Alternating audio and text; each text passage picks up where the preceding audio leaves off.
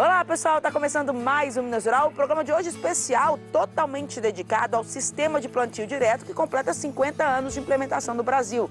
Você vai conhecer as vantagens deste sistema que garante maior produtividade com redução de custos e sustentabilidade ambiental.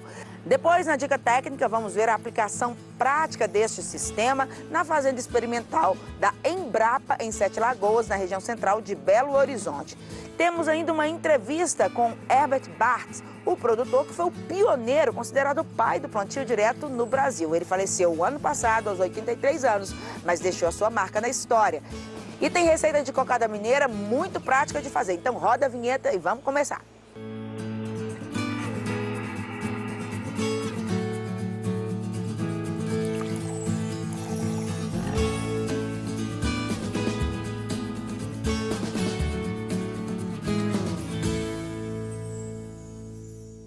No início da década de 80, cansado de ver a terra arrasada em função de fortes chuvas e a erosão, um produtor decide investir tudo num novo sistema de produção, até então ainda sem validação científica aqui no Brasil. Mas ele não se intimidou, prosperou e foi considerado o pai do plantio direto, que completa 50 anos de implementação em terras brasileiras. A gente vê agora uma reportagem que fala um pouco mais das vantagens desse sistema, que garante maior produtividade, redução de custos e sustentabilidade ambiental. 2022, ano de Copa do Mundo. A festa sempre nos leva a um caleidoscópio de lembranças. No Mundial de 1970, a seleção brasileira conquistava seu tricampeonato. Também naquela década, o Brasil emplacava gols que nos conduziriam à vitória ainda mais relevante. Está entre os líderes mundiais na produção de alimentos. Se nos anos 70 éramos um país importador de comida, hoje produzimos o suficiente para alimentar mais de 1 bilhão e 600 milhões de pessoas, segundo a FAO. Isso em pouco mais de 10% do território. Esse grande salto se deve substancialmente ao empenho dos produtores e à aplicação de tecnologia. Nesse contexto, se destaca o sistema de plantio direto, que agora em 2022 completa 50 anos de implementação no Brasil. O pioneiro foi o agricultor Herbert Bartz, no Paraná.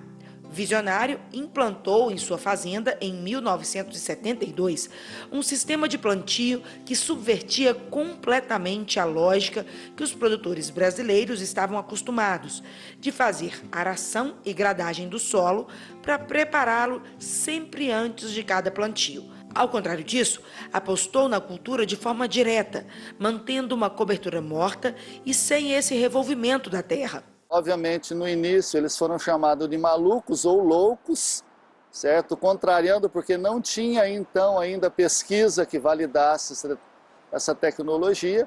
Eles persistiram, foram vendo as vantagens econômicas, ambientais e sociais, e o plantio direto passou a ser, então, divulgado. Esse sistema de plantio é, antes de tudo, mais adequado à realidade do solo brasileiro. As técnicas preconizadas anteriormente eram inspiradas na prática de países de clima temperado, como os europeus, onde há meses de inverno rigoroso, que congela o solo, fazendo com que seja necessário revolvê-lo com arado e grade, assim expô-lo ao sol para aquecer e permitir a germinação e o estabelecimento das plantas. Nós estamos no mundo tropical, aqui é diferente, né? Nós temos temperatura elevada e chuva durante boa parte do ano. Aqui o nosso solo, ele precisa de proteção contra a incidência direta da gota de chuva. E a palha, ela vai funcionar realmente como um guarda-chuva e um guarda-sol. Então não há necessidade de revolver aqui para fazer o cultivo, exceto nos anos iniciais, onde a gente faz a correção do solo com o uso de calcário, de gesso, de fertilizantes. Ao longo dos últimos 50 anos, o agro brasileiro passou por 4 grandes revoluções. A abertura do cerrado, que proporcionou ao país ampliar suas áreas agricultáveis, o plantio direto, responsável por maior produtividade com sustentabilidade, a introdução do milho safrinha, que ampliou a oportunidade de produção do Brasil, e mais recentemente, os sistemas de integração lavoura, pecuária e floresta. A minha avaliação é que o plantio direto tem um destaque, porque é a técnica base quando a gente pensa numa produção sustentável, uma produção que possa associar a boa produção, a boa produtividade com a conservação do solo, conservação de água. Por preconizar também a rotação de culturas, o plantio direto ainda colabora no controle das pragas e doenças. Por evitar a erosão do solo, também protege as estradas rurais. Outras vantagens são a capacidade de se adaptar a propriedades de diferentes portes e o menor custo de produção. Plantio direto, volta e meia a gente vê mensagens, imagens do agro brasileiro com máquinas grandes colheitadeiras. E o plantio direto adapta a grandes propriedades, a grandes empreendimentos, mas também nós temos tanto equipamentos, tecnologia e pessoal preparado para assistir o pequeno. O pequeno que às vezes precisa de uma matraca para fazer o plantio, e nós temos matraca manual para fazer plantio direto. Na tração animal, com boi ou com animal de tração, nós temos plantadeira de plantio direto de tração animal. Tratores menores nós temos também para adotar a tecnologia do plantio direto. É mais barato, porque no plantio convencional, normalmente você faz uma aração e até 2 gradagens ou até uma subsolagem. No plantio direto, você só faz essas operações no início do sistema. Na hora que o seu solo estiver já preparado, você não precisa mais revolver o solo. Então isso economiza horas e horas de trator. E além disso, as emissões provocadas por essas operações, né, as emissões de carbono, de combustível fóssil, a gente evita bastante. A gente economiza dinheiro e economiza a pegada de carbono também. Embora consolidado no Brasil, o plantio direto ainda precisa avançar. Estima-se que a técnica é aplicada em cerca de 33 milhões de hectares em áreas de produção de cereais no país. Mas em apenas cerca de 20%, ele é adotado respeitando todos os seus 3 pilares, que são a ausência do revolvimento do solo, rotação de culturas e a cobertura permanente com a palha. O maior desafio da sociedade atualmente é conciliar a produção de alimentos com a preservação ambiental. A extensão rural mineira e brasileira tem um grande desafio pela frente, que é a gente levar essa tecnologia para todos os pequenos e médios produtores do Brasil.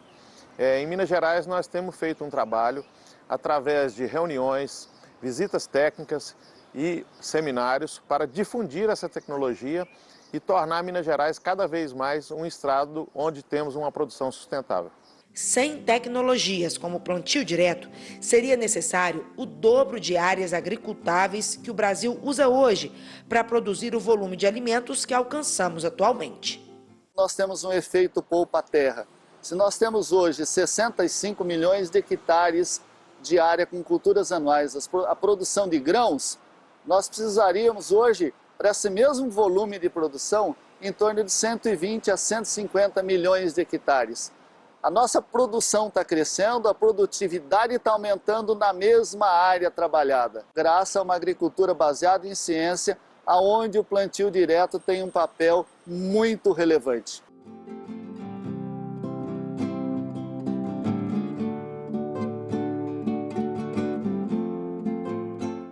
No próximo bloco, a gente segue no tema plantio direto. Dessa vez, vamos ver a aplicação prática do sistema lá na Fazenda Experimental da Embrapa, em 7 Lagoas. É no minutinho.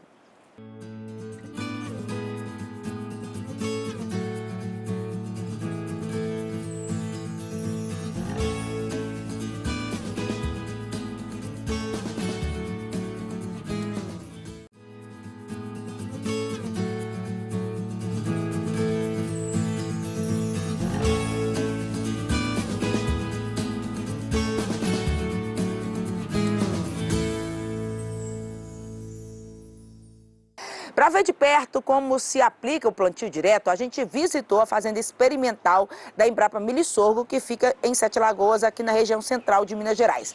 Lá a gente conversou com os pesquisadores Emerson Borg e Ramon Alvarenga, que deram meio que um passo a passo, comparando o sistema tradicional com o plantio direto e explicando com mais detalhes a instalação do novo sistema. Entre as várias vantagens do sistema plantio direto, uma delas é justamente na capacidade que ela tem de reter água tanto em profundidade como também diminuir as suas perdas de água por evaporação. Então nessa área aqui, ela caracteriza muito bem o sistema convencional de solo feito através de arações e gradagens sucessivas. Então, como uma das grandes desvantagens do preparo convencional é justamente isso que vocês estão vendo aqui ao fundo, né? É um solo que foi totalmente desboroado, ou seja, toda a sua parte física foi desestruturada. Não há cobertura do solo em nenhuma parte da área, justamente porque o processo convencional faz com que toda a matéria orgânica e principalmente a palha que poderia ter ficado aqui na superfície do solo, ela foi fragmentada e incorporada. E o grande diferencial está justamente naquilo que eu falei no início, que é sobre a água, pessoal. Então, quando a gente faz esse processo de preparo convencional, a gente tem justamente esse problema aqui que eu vou mostrar para vocês.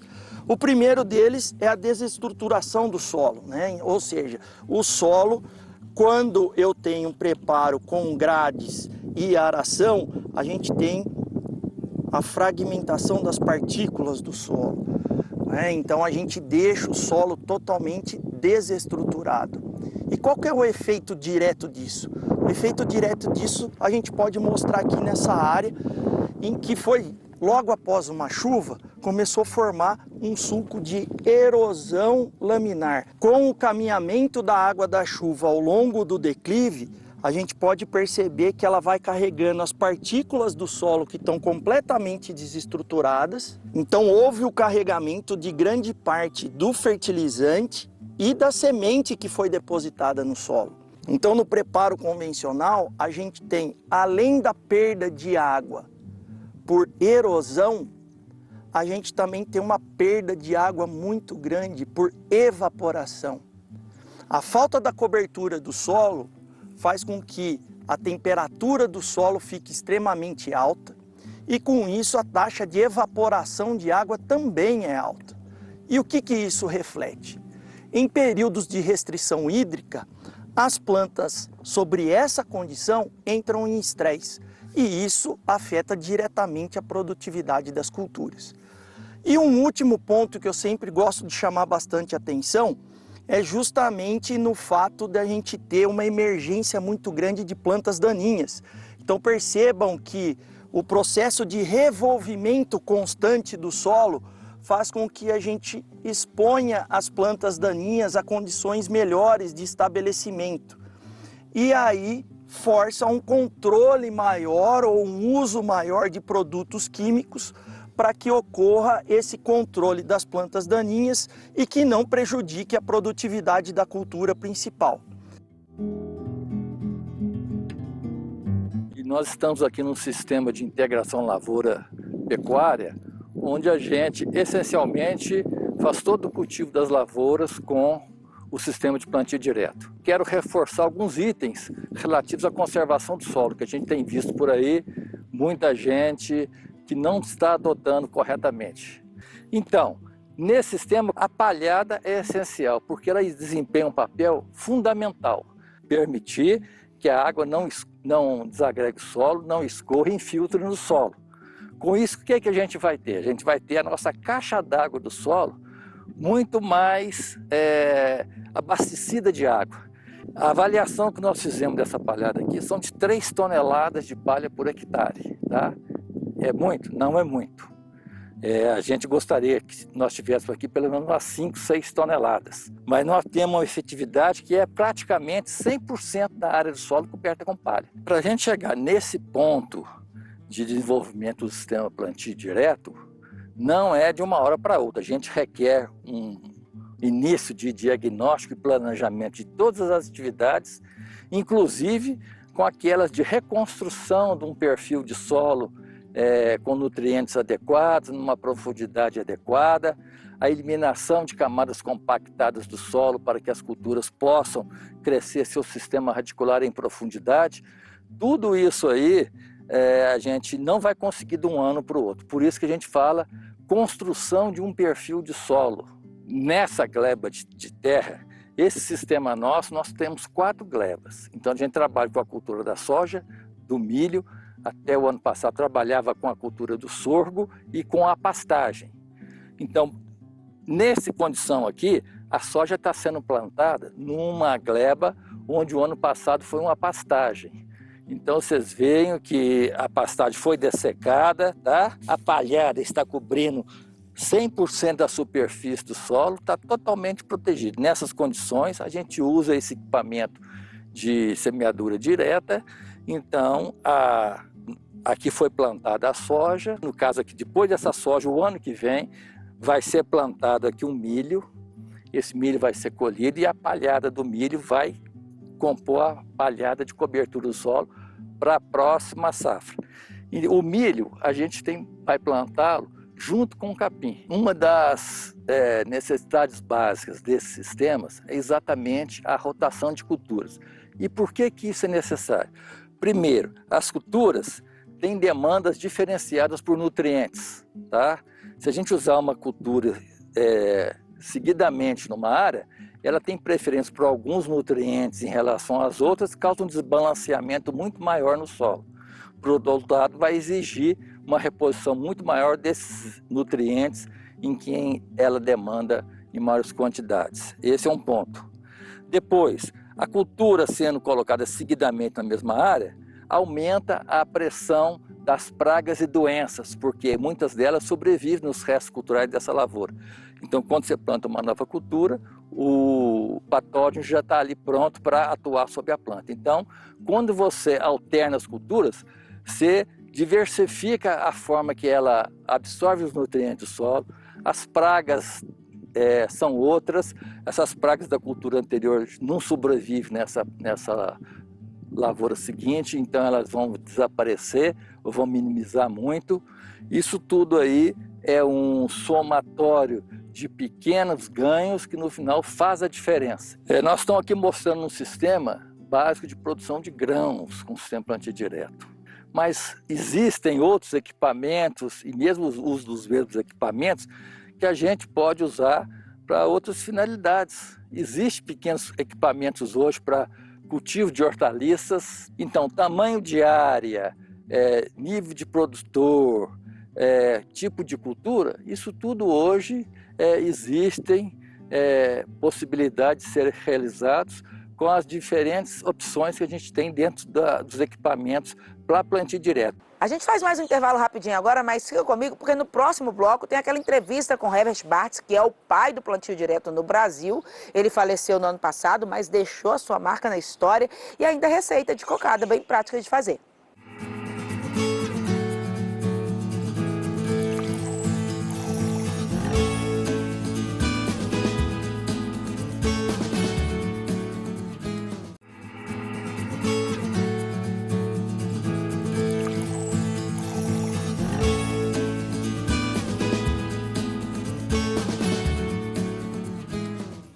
Nascido em Santa Catarina, Herbert Bartz passou a infância na Alemanha. Lá ele conheceu os horrores da guerra, passou fome e sonhou em um dia ser produtor de alimentos em qualidade e quantidade. Retornou ao Brasil, concretizou esse sonho, se tornou agricultor e em 72 foi o pioneiro na implantação do plantio direto aqui no país. Na época foi considerado louco, já que a técnica ainda não tinha validação científica aqui no Brasil. Mas ele persistiu, prosperou e o plantio direto se difundiu por todo o país.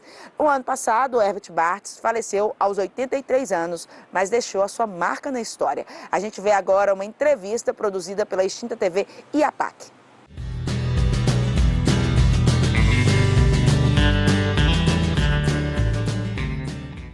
Final da guerra, meu pai ficando como prisioneiro da guerra na Rússia, a família viveu muito necessidade, muita falta de comida, muito frio, não tinha lenha, não tinha carvão, era racionado, né? Então, o ano principalmente 46, quando tinha 9 anos de idade, foi extremamente frio, com um inverno de 29 graus.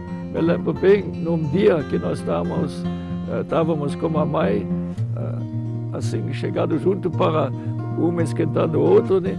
A minha mãe falou, tenha um pouco de paciência, um dia vocês voltam ao Brasil, aí vocês vão ter calor e comida à vontade, né?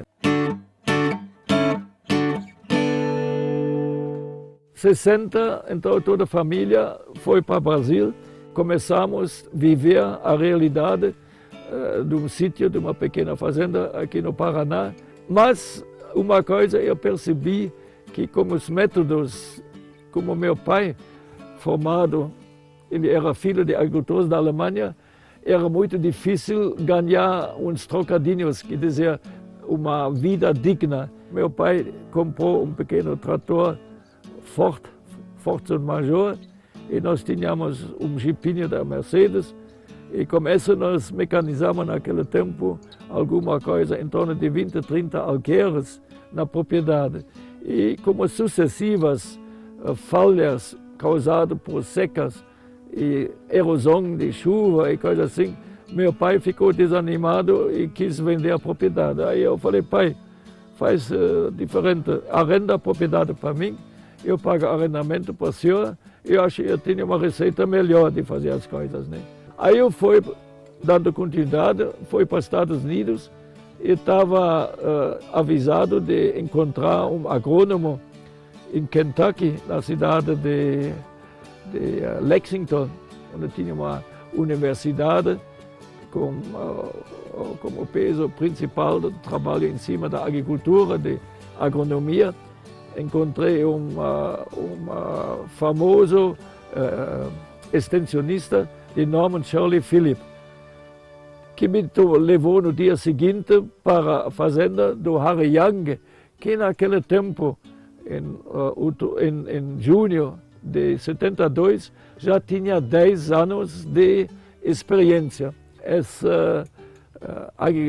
agrônomo, extensionista, se inspirou a parar de arar, de não preparar mais o solo, e é considerado nos Estados Unidos o início do plantio direto, essa iniciativa do Shirley Phillips. E o homem estava plantando lá, não tinha sinal de erosão. O bonito era que o aspecto do milho era maravilhoso, né? E foi lá e, sem saber como ia pagar, fez o pedido de uma plantadeira com equipamento para soja e milho. E como tal, quando chegou em outubro de 72 a máquina, eu primeiro tinha o problema de financiar essa máquina, agravado pelo fato que eu tinha perdido toda a minha colheita de trigo. Eu estava com uma área entre terra minha e as terras arrendadas, em torno de perto 300 hectares de trigo, um estado maravilhoso. Uma noite de geada, em julho de 72, queimou todo esse trigo, ele virou palha sem vida, né? Aí eu resolvi de vender meu equipamento convencional, que era um trator CPT da última geração. Resolvi vender trator mais uma colhedeira classe importada que estava pago, mais arado, grade, niveladora. Foi muito desanimador esse meu começo. Eu tinha minha máquina de plantio direto montado e a ideia inicial tinha sido de plantar 10% da minha área, porque é uma tecnologia desconhecida. Todo mundo, meus vizinhos, já começaram a duvidar da minha sanidade mental, porque ele foi lá, perdeu o trigo, agora ele planta no meio de mato, porque não tem dinheiro para arar a terra, né? Mas a realidade era que eu, na impossibilidade de fazer uma parte em plantio direto, experimentalmente, e outra continuar convencional, precisava fazer tudo em plantio direto, porque não tinha mais equipamento. Foi obrigado a vender. Então, minha situação era correr para frente ou morrer, né? Não tinha alternativa. Em 73 houve a primeira crise de energia e o óleo cru, o óleo diesel, subiu de $6 por barril para uma coisa de 60, 80, não me lembro mais com exatidão, que fez chamar a atenção em cima dessa tecnologia nova, apesar que não tinha soluções para mato, não tinha plantadeiras de boa performance, se percebeu que com plantio direto se reduzia em 60 e um pouco mais % o combustível, a necessidade de energia, que é realmente um fator inédito. Até hoje não se fazem contas o suficiente quantos milhões de barris todo ano o Brasil economiza pelo fato que 70% da sua área está sendo cultivada em sistema de plantio direto, né?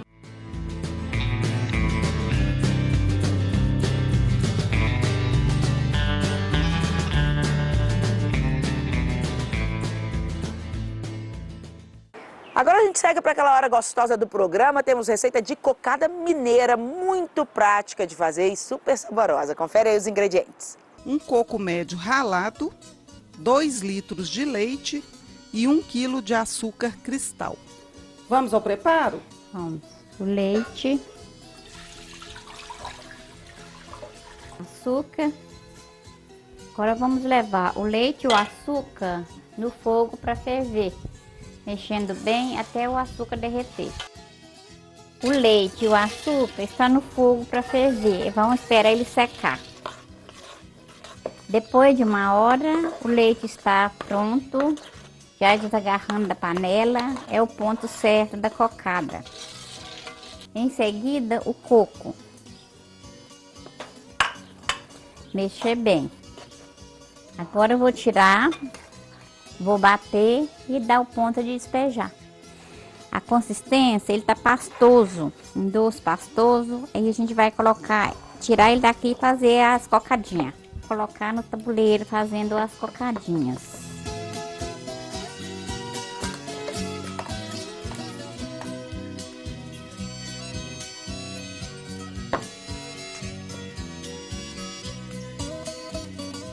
Essa foi a receita da mestra de Igarapé, Maria Aparecida Coelho, cocada mineira. Bom apetite a todos!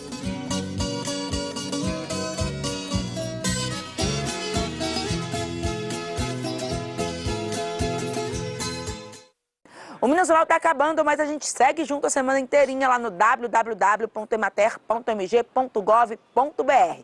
Você ainda pode rever essa edição do programa e as anteriores no nosso canal do YouTube. É só procurar por Minas Rural lá na plataforma.